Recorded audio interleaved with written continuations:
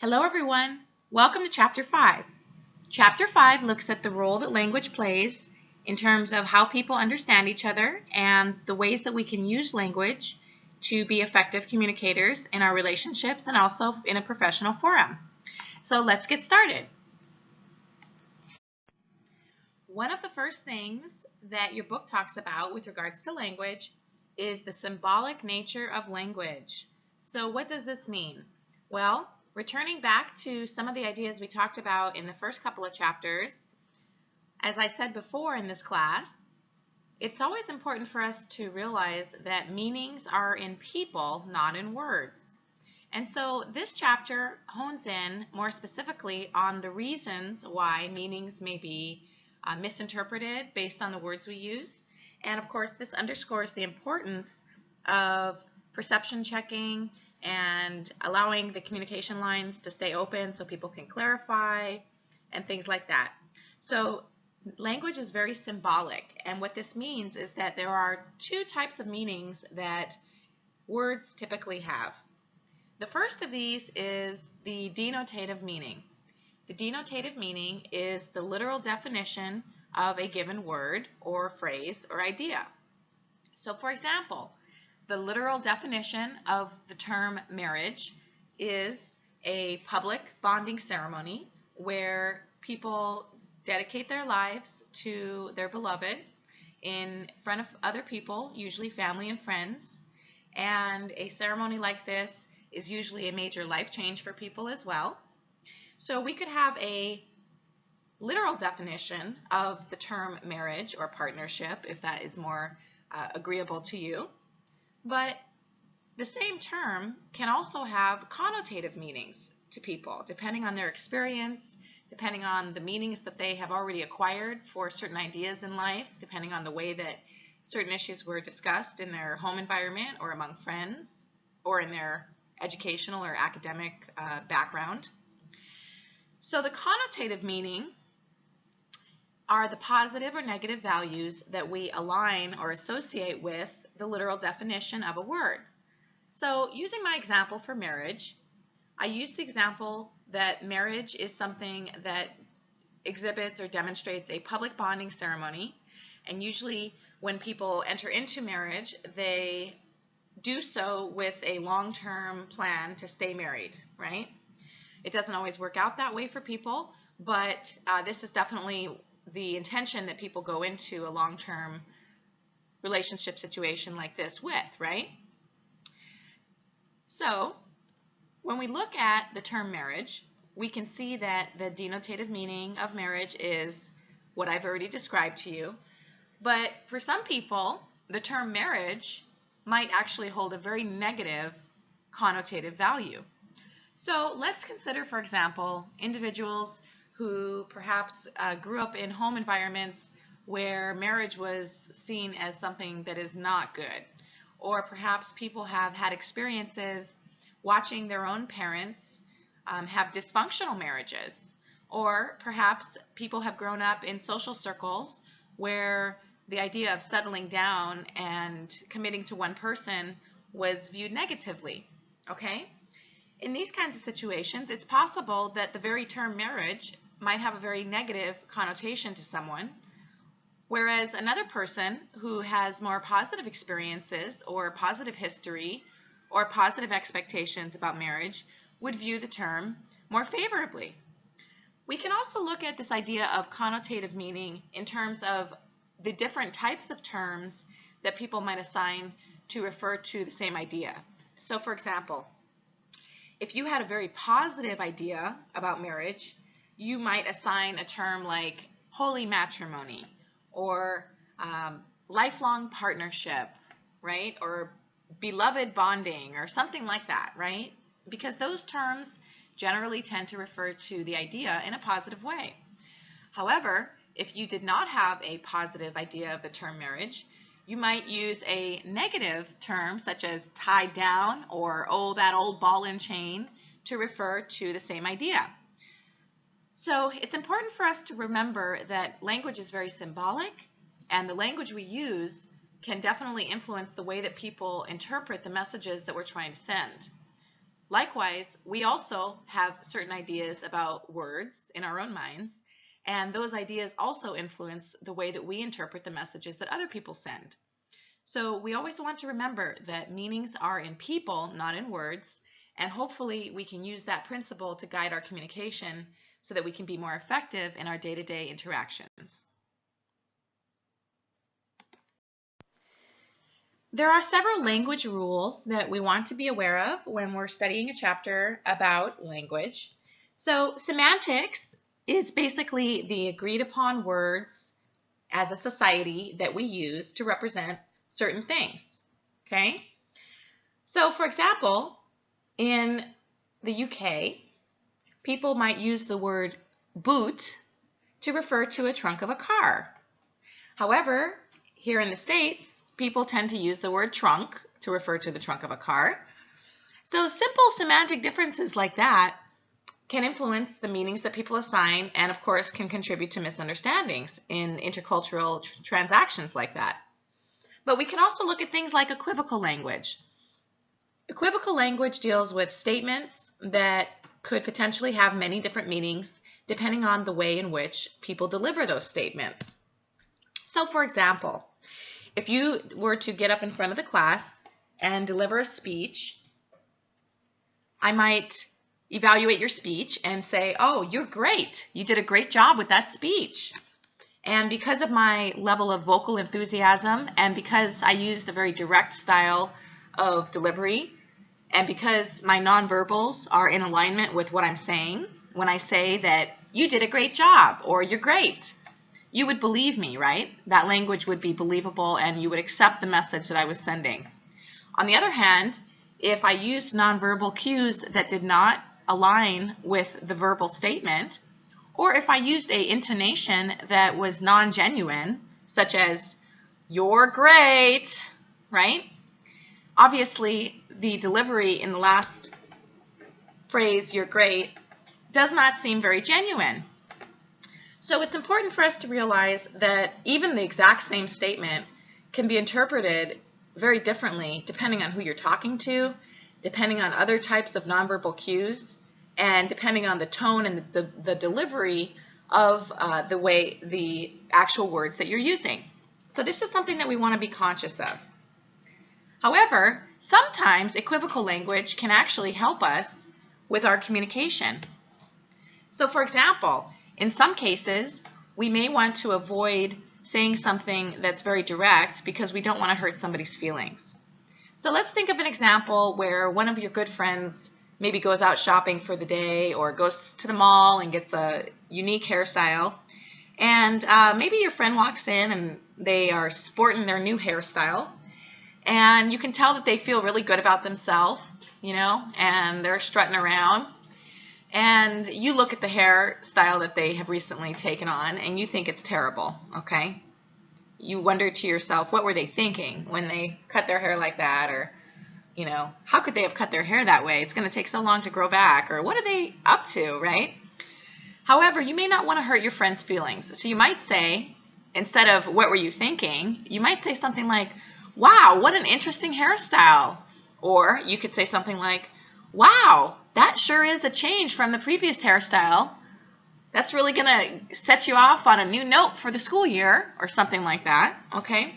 So in some cases, we can use equivocal language to be a bit ambiguous, and in some cases, ambiguous speech can actually serve a benefit, especially in cases where we don't want to hurt people's feelings or offend people or something like that. So think about these issues in terms of how you communicate with other people and also how other people communicate with you.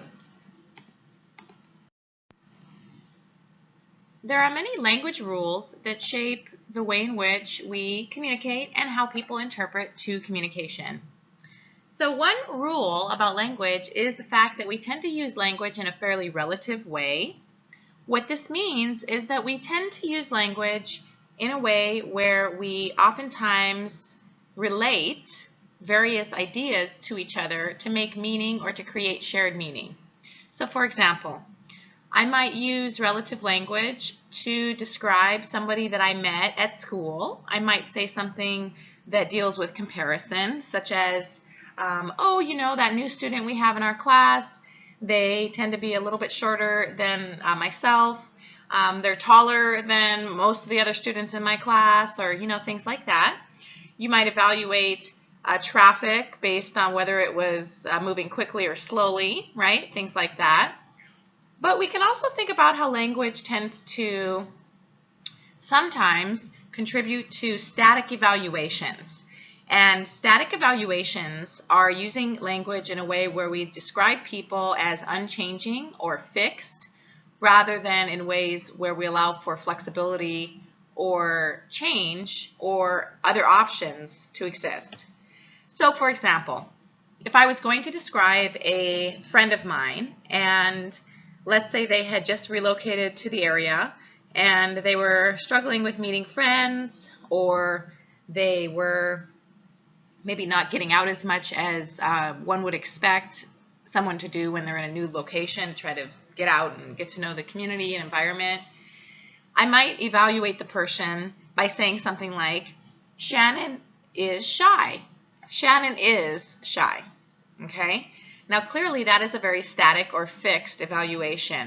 And there are some potential challenges with using this type of language, because this type of language can assign a host of assumptions about people or a host of attributes about others in a very fixed way, when in reality it may not be that this person is actually that shy, but they maybe take some time to warm up, or perhaps they are not feeling as outgoing as usual because they're in a new environment.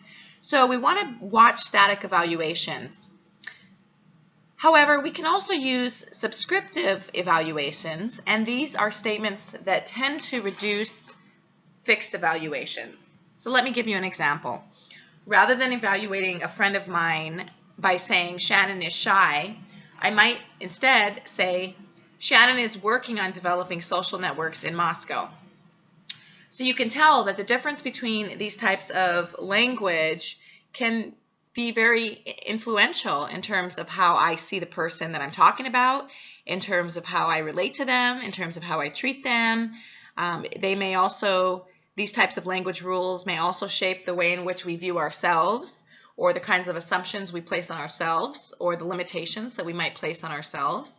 So think about this idea of relative and static versus more flexible language, and how this may influence your ability to relate to yourself and others in effective ways.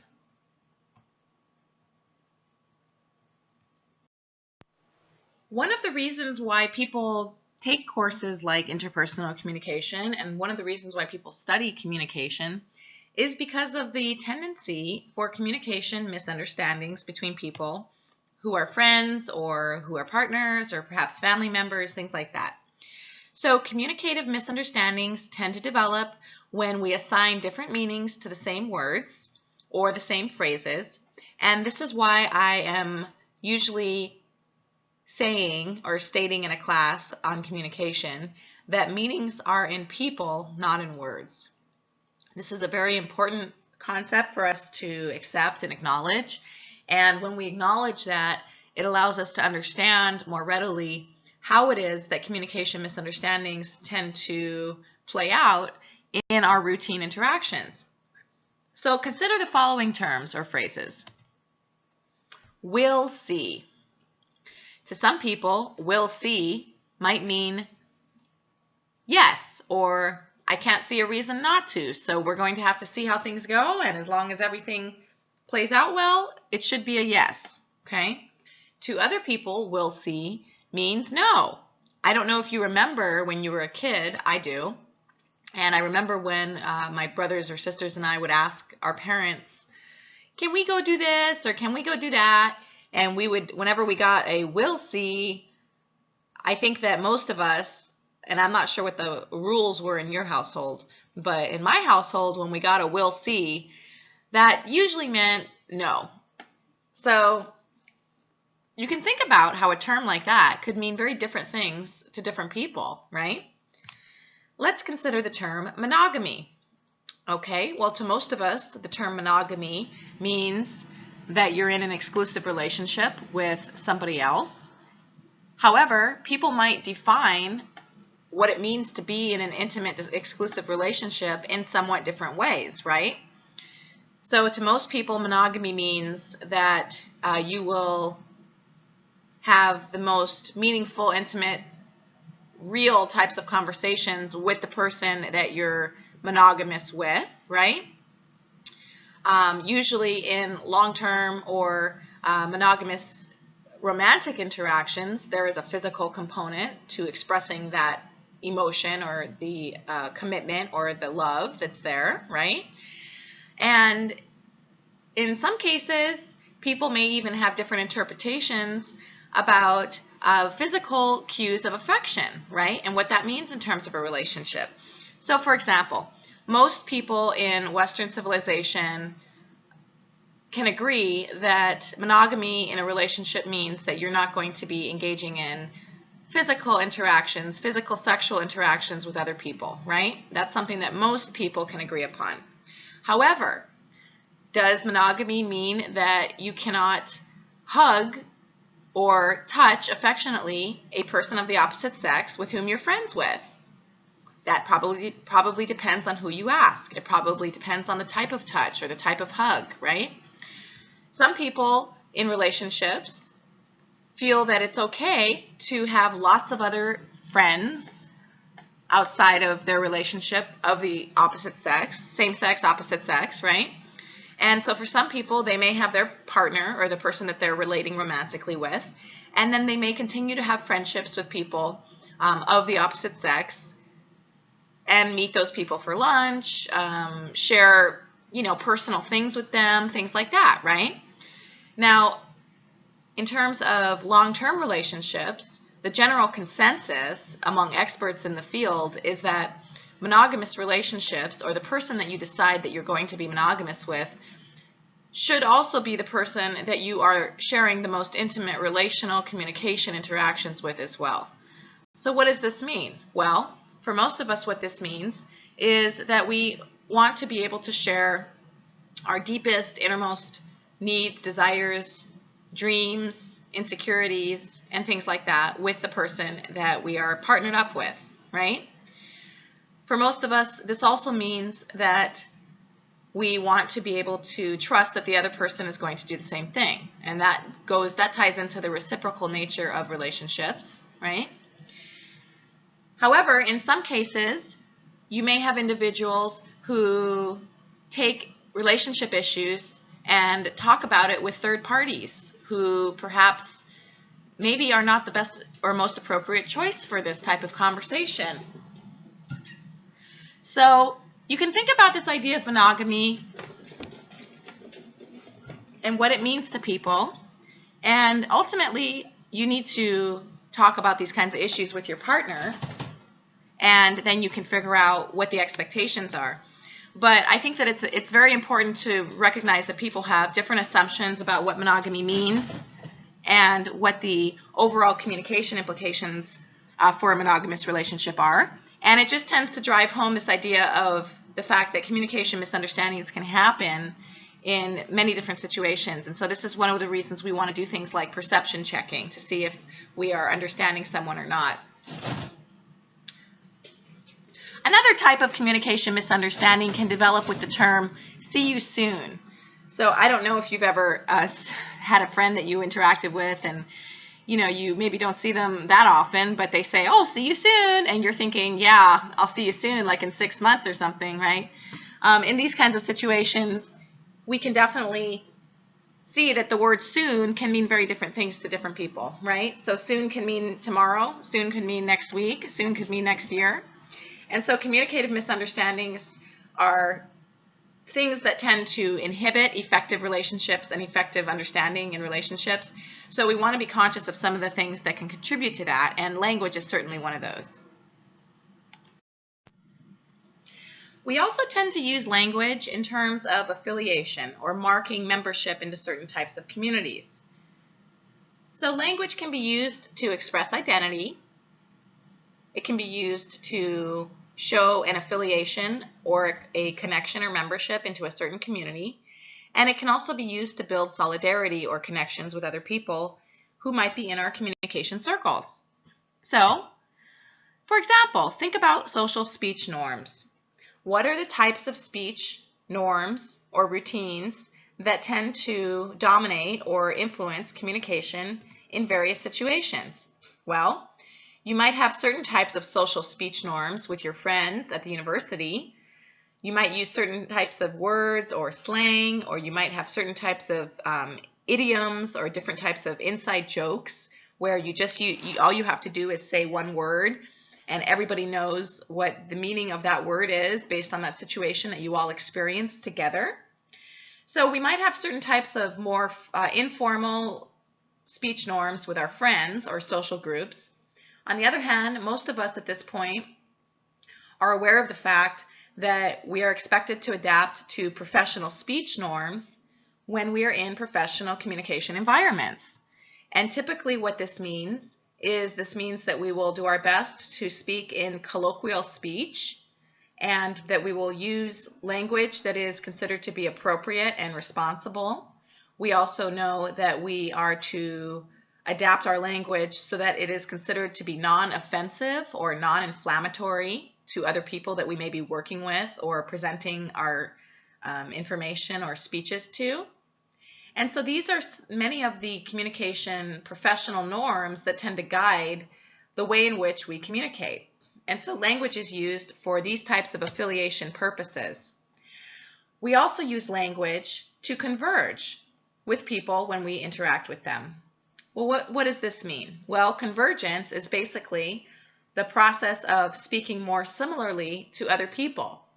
And when I say speaking more similarly, what I mean is using the types of verbal or nonverbal tones or cues that people use when they converse. So for example, if I walk into a room and I am interacting with a bunch of professors, and let's say that I have been interacting with my friends for the last couple of months because it's summer vacation, and maybe among my friends we have certain types of slang language that we might use, or certain types of norms that we use within our community, our communication circle. However, I go to a faculty meeting and I am listening here to many of my faculty colleagues who are using more professional speech, or they're using words that are more colloquial, right? It is more likely that I will converge to that type of speech because that is the expectation for the community that I'm interacting with. So when we're looking at verbal convergence, we're looking at things like using similar verbal expressions like words or phrases. You can also converge in terms of the actual type of language you speak. So for example, let's say some of you might be bilingual. You may converge into English or Spanish depending on who's in your social circle, right? But we can also converge in terms of things like using the volume. So let's say you walk into a circle of friends and everybody's talking very loudly. Well, after a few moments, you'll probably realize that you are also talking loudly, and that is a good example of convergence. However, in some situations, we tend to use divergence. And divergence is when we speak or communicate in a different way. Divergence is done in some cases because we want to mark a difference or emphasize that there is a difference that exists between ourselves and other people. So people can diverge in terms of the type of language they speak, or people might diverge in terms of the actual words they use. So you might diverge from slang speech into more professional speech because perhaps you want to elevate your status for some reason. Maybe professionally you want to demonstrate that you are the expert in a certain area, and so you may start to use words or terms that mark your expertise. However, people may also diverge non-verbally. So let's say you are interacting with someone and they are a very close talker. And close talkers, by the way, if you're not familiar with that, are people who stand very close to you when they talk. So it's possible that this type of communication might make you uncomfortable. And so if you find yourself having someone stand very close to you, you might actually take a few steps back right, to get away from them so that you can have your personal space bubble maintained. This would be an example of divergence. So we can diverge in terms of the words we use. We might use a lower volume than other people are using. That's another example of diverging. We might change the language we're using. That's another example of divergence. And all of these types of language behaviors can influence affiliation and connection, and obviously the meanings that people take away from communication interactions. So we want to be aware of these in terms of our routine communication and relationships. Another interesting idea with regards to language and communication is this idea of language and power, or the ways in which the language that we use influences perceptions that people may have with regards to our competence and our credibility. So one term that we want to be familiar with is this idea of powerful language. And powerful language is marked by using language or speech that is fairly assertive, concise, and clear. An example of powerful language would be using sentences like, I won't be going to the grocery store today. I had a great weekend. I will be going to the grocery store tomorrow. However, powerless language tends to be language that uses markers that have tentative speech, hesitant speech, or speech that sounds relatively undirected. Powerless speech also tends to be characterized through the use of hedge words. Hedge words are words like like, you know, things like that. Or qualifiers such as, I'm not an expert on the weather, but I think it's going to be a nice day today. Okay, so qualifier there is I'm not an expert on the weather. And also the use of tag questions, specifically at the end of sentences. So for example, I will be going to the grocery store tomorrow, won't I? Or I won't be going to the grocery store today. Okay, so you can hear how at the end of the sentence there's a sort of upward tone in the intonation. And in terms of communication and the use of tag questions tend to be, and powerless speech specifically, tends to be used more by women than by men. So that's kind of an interesting social dynamic. But it's also used for affiliative purposes. So women, you know, or people that use powerless speech more might say things like, oh, well, it's a lovely day out, isn't it? Or, boy, it's sure great to see the whole family together, isn't it? You know, things like that. And so a tag question at the end is another marker of powerless speech. And so the reasons why we want to be aware of our own use of powerful or powerless language is because of the impressions that people may develop about us based on which type of language we're using. Okay, so let's talk a little bit about the ways in which this type of language use can influence the impressions people have. Another example of powerless speech would be using a hedge, like, well, I guess, or like, you know, or I'm sorry to bother you, but could you help me with this? Or, well, I'm kind of feeling this way, right? And you can see that when you compare using the phrases I guess, I'm sorry, kind of, they do tend to differ quite significantly from the more direct speech that we talked about in the powerful language section above. Okay, so let's look at some of the different types of impressions that can develop when people use powerful versus powerless speech. So in general, powerful speakers tend to communicate by using direct speech, and they tend to not use things like hedge words, tag questions, qualifiers, things like that. People that communicate in this way are viewed as more competent. They are viewed as more dynamic. They are also viewed as more attractive for some reason. So this is kind of interesting. However, powerless speakers tend to be evaluated as not authoritative or not an authority on the subject that they're discussing. They also tend to be evaluated by people as not very dynamic in terms of speaking competence, and they also tend to be evaluated as less attractive. Now, think of your own experiences up until now as a student at the university. I'm sure that many of you at this point have had professors, or you've listened to colleagues or co-students, other students that you work with in classes, who communicate using powerless speech. Now, I don't know about you, but in my experience, when I am listening to someone who uses a lot of hedge words like, well,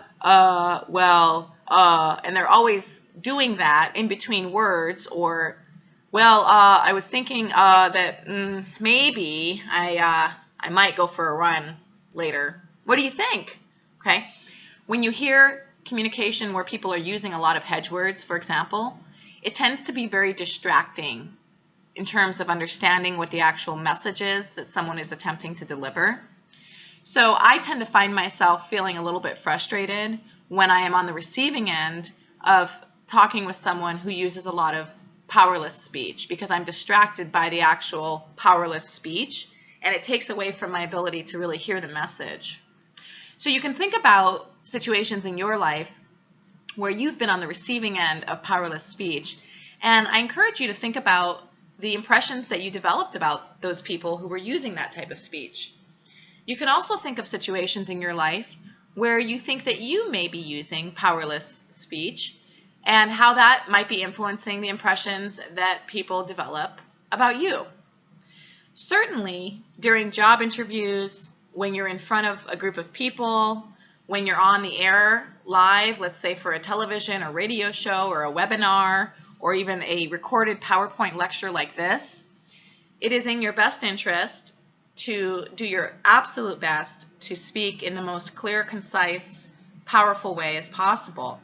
Now, given that we are human and we're not computers, clearly our communication is not going to be 100% perfect, right?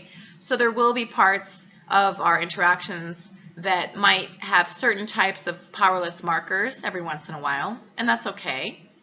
The main thing is that we become aware of the type of speech that we tend to use on a regular basis, and if we decide that it's necessary to adapt that speech in order to modify the impressions that people have about us or the message that we're sharing, then we have the ability to modify those because we're now more aware of the type of speech that we tend to use. Now, there is one situation I do want to share with you about using powerful versus powerless speech, and situations where you might actually choose to use less powerful speech in order to manage impressions. So the situation that I'm thinking of would be a type of a situation where perhaps I want to create more affiliation with people, or perhaps I want to share a message that is somewhat difficult to deliver, and it could be perceived by someone on the receiving end as a little bit harsh, right? So in those kinds of situations, it might be in my best interest to use a little bit of powerless speech because it might actually be more persuasive for someone on the receiving end. Let me give you an example. Let's say I'm in my office at the university and we have somebody working in the main department office, right? Usually most departments have an administrative assistant or an administrative specialist that works in the department. And let's say I need to have some copies that need to be run for a class. And I need some help getting the copies made because I have a busy schedule that day, right? So rather than walking in to the office and saying to the administrative assistant, "Hi there, I need you to run these copies for me. Thank you," and turning and walking away, obviously that's very direct, it's very powerful, it has all the markers of powerful speech, and it has an absence of the markers of powerless speech, right? However, that actual communication on the receiving end may be perceived as somewhat short and rude because it doesn't have many of the social pleasantries that people tend to like or enjoy, especially when others are making a request that you do something for them. So for example, instead of doing what I described, instead what I might do is I might walk into the office and say something like, "Hi there, how's it going? How was your weekend?" "Oh yeah, we had a good weekend too. We went to the lake and, walked around and had some fun and, I was just wondering, I have these copies that I'm going to need for my class this afternoon. And I was wondering if you're not too busy, would it be possible for you to run these for me? I would really appreciate it if you could make time. But if you don't have time, I totally understand and I can get it done myself, no problem." So what do you think? Okay, you can definitely see that there's a very clear communication difference in the two types of messages that I laid out for you. So in some cases, you may actually want to use powerless speech more strategically because it can actually enhance the perception that people have of you depending on what type of an interaction is taking place. So think about this. And I'd also like to add just one other idea about powerless speech, which is that there has been some research done that's fairly interesting about gender interactions between men and women. And what the research finds is that when women make requests to men and they use powerless speech, the men are more likely to be persuaded and to comply with a request from a woman when the woman uses powerless speech rather than powerful speech. So you can think about why that might be. On the other hand, when women made requests of other women and they used powerless speech, there was no difference in terms of whether other women would be persuaded or whether other women would comply based on using powerful versus powerless speech. So there's an interesting gender dynamic that appears to be in play with regards to how people communicate. And it's something definitely to consider in terms of how we might use powerful versus powerless language strategically in certain situations to influence an overall outcome in a more positive way. We can also use powerless speech in more social situations, and I described this to you a few minutes ago, to maintain the face of other people. So rather than making a very direct request or order, you might use more indirect or powerless speech so that people do not feel like they are being ordered around or like they are being bossed around or something like that. So language that is not very specific or that is directed in the wrong way can be disruptive. And so we're going to go through 3 different types of disruptive language that hopefully we can all work to minimize in our conversations with other people. The first of these is the fact-opinion confusion. This takes place when people present an opinion as fact. So for example, a person may feel like another person is not listening or caring much about what they think or feel. And instead of saying, "I feel unheard," they may say something like, "You're controlling." So this is the fact-opinion confusion that sometimes we run into. And generally speaking, it's good to come into conversations using I language rather than you language. So I feel, my experience, I'm feeling this way, versus you are controlling or you're making me crazy or things like that. We might also have a fact inference confusion, and this is basically where we interpret things based upon our own conclusions rather than seeking to understand. So we might say to somebody, "Are you upset?" versus "Why are you mad?" Now in this situation, the preferable way to communicate or clarify would be by saying something like, "Are you upset?" In the second example, "Why are you mad?" that assumes that the person is already mad or upset, and we don't know that. There could be a whole host of things happening that could be causing them to communicate that way. So we need to watch out for the fact inference confusion as well. In addition, using emotive language can also detract from our ability to create effective meaning in relationships. So attitude statements are a type of emotive language. So rather than saying to someone, "You're misdirected," or "You are clueless about how to communicate," you might say something instead that's a little more encouraging, like, "Could you please be more specific about what you're talking about?" So these types of language issues can definitely impede or enhance our ability to effectively relate to other people. The ability to use responsible language is also another very important part of effectively communicating with other people. So, one of the first types of examples of using responsible language would be the use of it statements. So, using it statements tends to avoid ownership and tends to contribute to people developing an impression of a lack of ownership about someone's experience. So, for example, if I were to see an old friend and I would say, "It's nice to see you," versus, "I'm glad to see you," you can see that the language that's being used in each of these sentences is different. And although the difference seems like it's subtle, there are very definite communicative implications for using language that avoids ownership versus language that claims ownership. Now, the most direct impact that I can think of would be that a person probably would perceive a statement to be more genuine and meaningful if you use it in an owned way versus a non-owned way. Another type of language that sometimes is used irresponsibly is the use of contradictory statements. Now, one that I tend to hear a lot in communication is the use of the statement "but."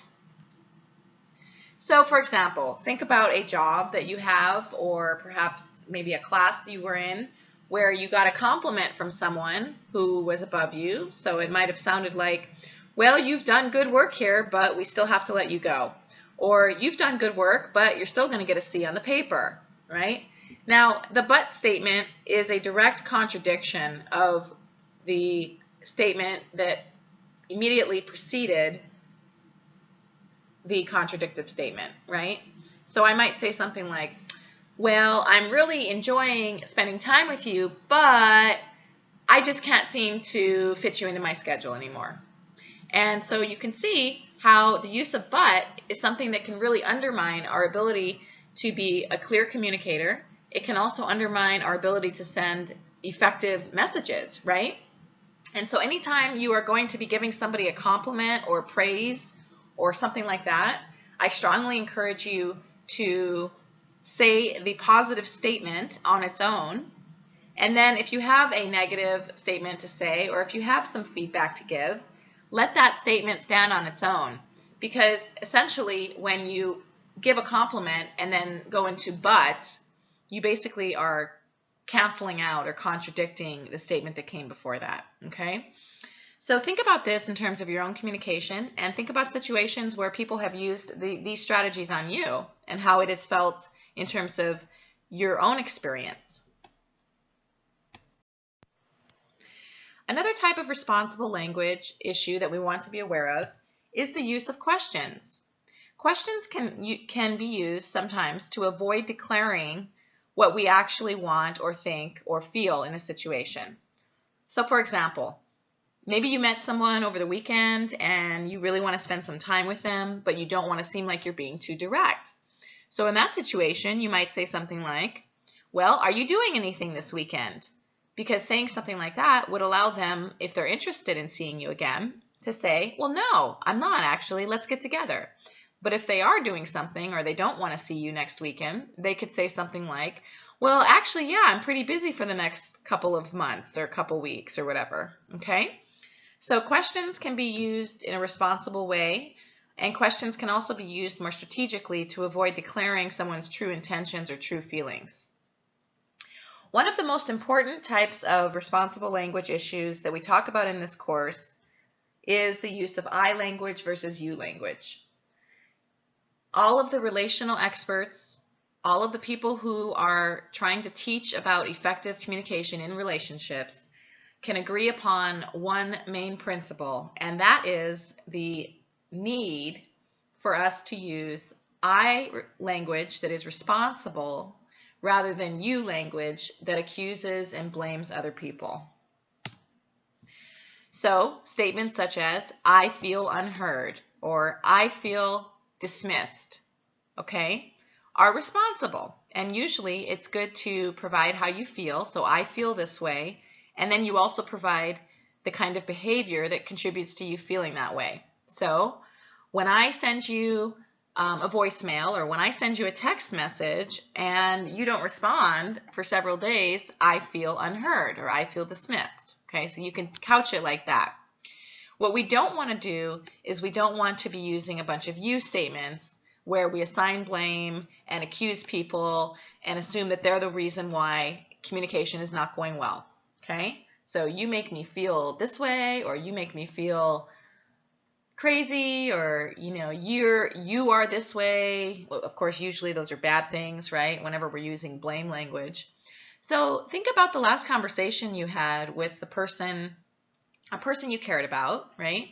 And think about whether they used responsible language or whether they used irresponsible language. And ask yourself, how did it feel being on the receiving end of someone who used this type of language? There are certainly many ideas that we can consider with regards to the use of responsible language. However, generally speaking, we are more equipped to have effective communication conversations and effective relationships when we can identify how to use responsible language effectively, and then when we are able to actually put it into practice in our day-to-day conversations with people. Another type of way that we can use language responsibly would be to use language that's affiliatory. So sometimes in situations where you might be having a disagreement with someone, but you're trying to sort of demonstrate that you have common ground, you could say things with the word we or us or our. So you could say things like, well, I can see that we both have differing attitudes or ideas about this issue. However, I think that we can all agree upon the fact that we want to see a positive outcome, right? And so using language like that can actually change the trajectory of a conversation for the positive, because it can emphasize the fact that we're in this together, we are a team, and we can come up with a solution that meets the needs of all parties involved.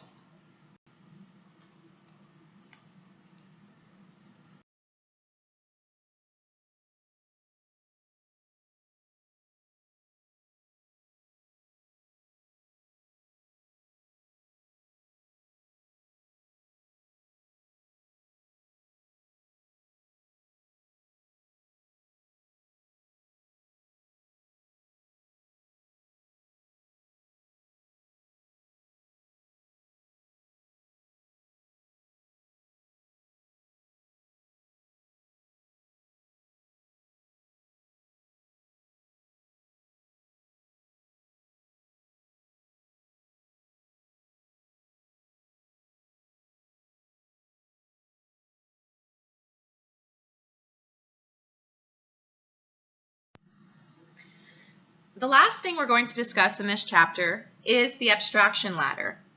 In your textbook, the abstraction ladder allows you to get a very concrete illustration of ways that we can use language to be more clear and effective in our communication with other people. So at the top of the ladder, we see that the most abstract language is listed, and it goes down and is listed beneath in terms of ways that we could clarify or get more specific with language in order to be more effective. So let's say you have a worker, a co-worker, or let's say you're a manager at a corporation and you have to decide who's working when, okay? So maybe you have a certain worker who complains a lot when you assign them overtime hours. So you could talk to them about their complaining behavior, and you could develop what you say based on the abstraction ladder so that it's more clear to them in terms of what you expect them to do in terms of a behavior change. So the most abstract statement would be, I would like you to have a better attitude. Okay, well that's some information, but that's not very clear about what you actually mean, right? You might also say something like, okay, I would like you to be more positive. Well, that is somewhat specific. However, it does not clarify in what situations you want them to be more positive or what that should look like in terms of communication, right? So, getting even more specific, you could say, I would like you to complain less. Again, we do get more information from this third statement than we do from the first two. However, there are still several contextual issues that we're not identifying in the last statement, I would like you to complain less, because what situations am I complaining in, right? When is this a problem? Okay, so you might say something like, I would like it if you would avoid complaining when I ask for help around the business or around the house, if you're dealing with a roommate or maybe a partner or spouse or a child, right? So in this situation, we can see that the most abstract statement is less positive, okay, in terms of providing information to people about what needs to change. The best thing that we can do is to be descriptive and to provide clear instructions so that people understand what it is that we are asking for. So as you can see, the most specific request is generally the type of request that will bring about the most positive interactions. Now, once you ask somebody what you would like them to do, then it is definitely up to them to decide whether they are able to fulfill that or follow through, right? And it's always good to remember that we cannot change other people. We cannot change people's attitudes. We cannot change people's views on life. We cannot change the way that people manage or cope with various issues in life. The only person that we can really change is ourselves. So we can work on using language that's more responsible. We can work on using language that's more clear and specific.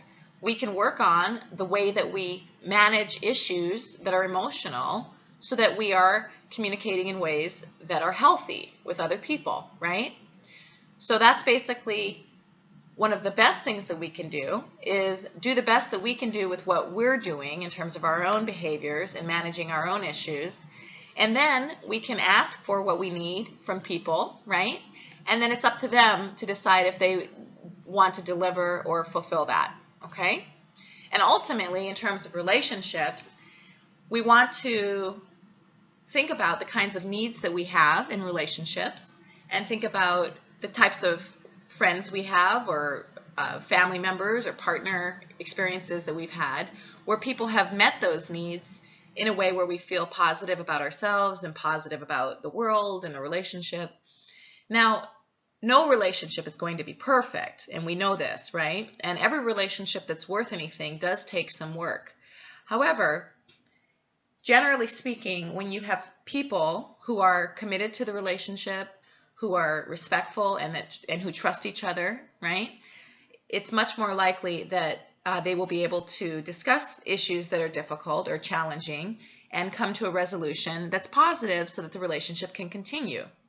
When you have people who have very negative coping strategies or they have very negative communication tendencies and they're not able to adapt or change those tendencies based on the person or the situation they're dealing with, then it tends to be fairly difficult for relationships to go smoothly and to continue.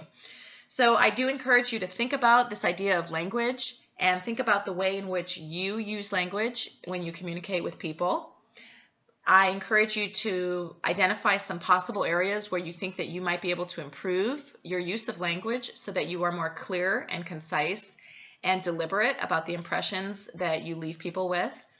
And I also encourage you to think about the way in which other people use language to communicate with you and how the language use that takes place impacts you as a person and impacts your views of self and the other person and things like that. Thank you for your attention in this chapter. I hope that you have found some information here to be useful for your relationships and your interactions with others, and I will see you all in the next chapter. Have a wonderful day.